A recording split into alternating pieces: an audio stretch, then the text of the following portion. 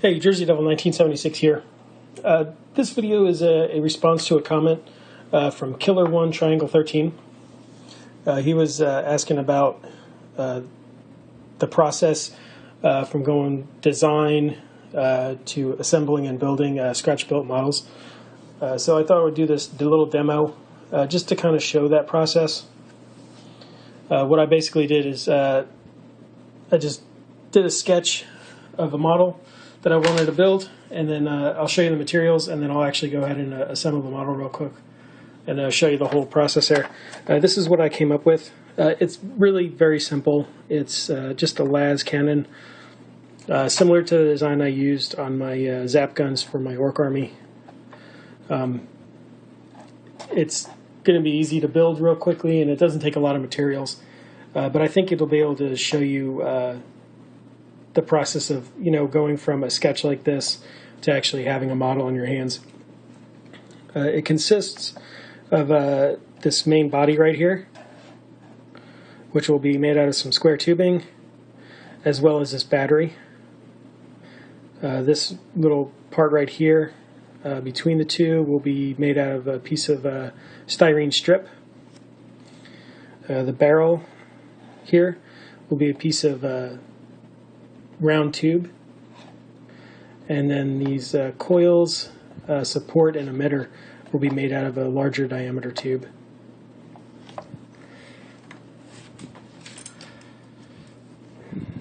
Here's all the materials you're going to be using. You only need 4 basic shapes to make that particular weapon. This is the square tubing.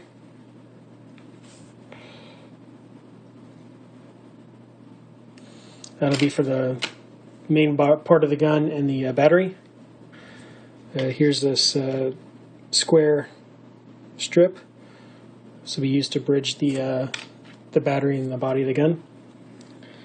A smaller diameter tube for the barrel.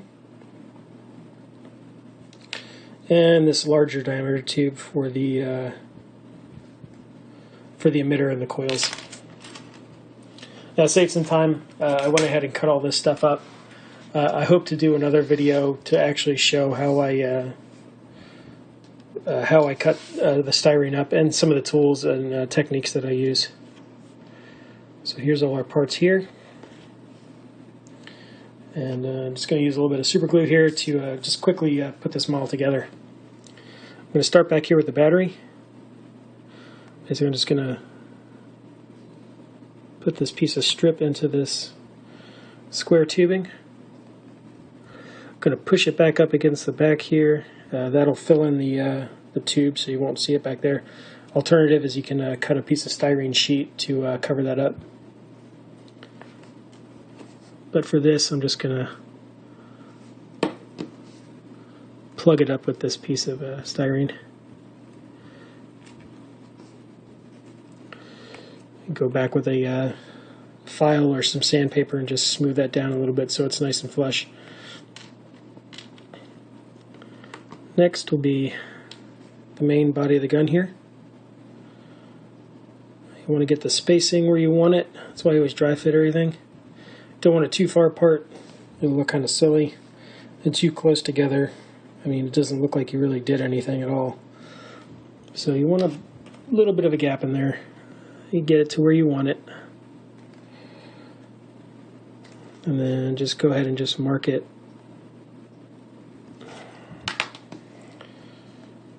Okay. Put a little bit of glue on there.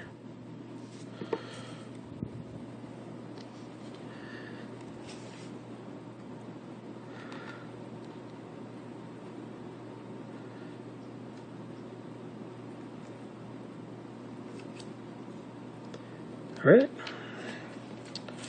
Next comes the barrel. This is also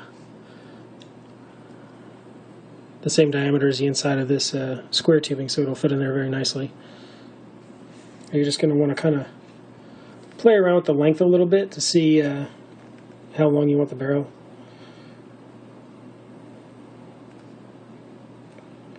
It looks pretty good right about there. Go ahead and mark that so you can glue this part on.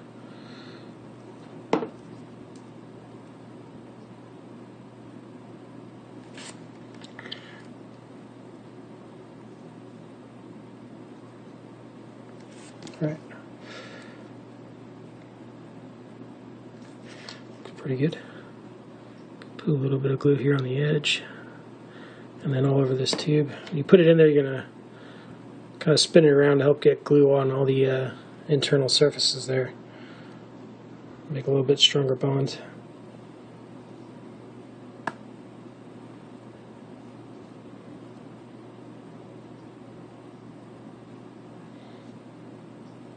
Okay. Next, we're going to put these coil parts on. Just kind of mess around with the spacing a little bit, get them where you want. You know, you don't have to go by your sketch every single time. I think on the sketch I had them like right in the middle somewhere. So you can do something similar like that. You can put them to one side or the other, or space them all the way out. I think I kind of like them a little bit back here, like so.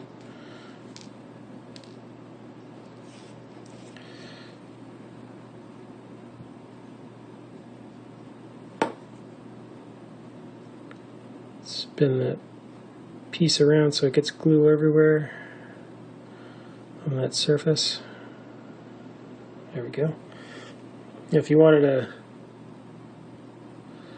perfectly space that out, you could take a piece of styrene sheet and put it between the two pieces so you get a nice even space.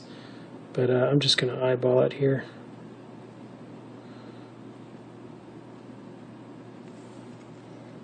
There we go. And last, just a emitter part.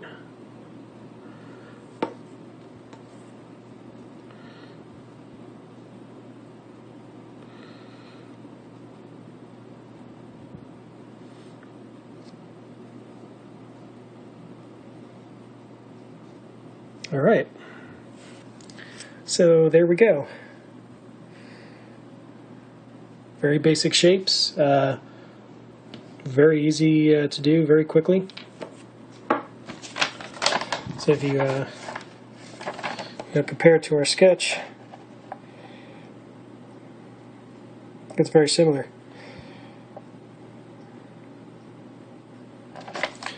So now what you can do is you can actually go back. You can use some styrene sheet like this, or just some other random shapes. And cut them up and just kind of do some detailing on it to give it a little bit more texture, a little bit more depth, make it look a little bit more techy. This is what I did on this one here. You see I just cut up some strip and then into some rectangles and some squares and triangles, and just kind of glued them over the surface just so it doesn't look all smooth. On the top here, I also added just this little rivet, just kind of maybe look like a battery indicator light or something. That'd be kind of cool painted up. Put these little supports on the front here, some triangles here, some stuff on the top. So as you can see, it goes, from just a very plain-looking model. To something that looks like it has loads of detail that didn't actually take very long at all.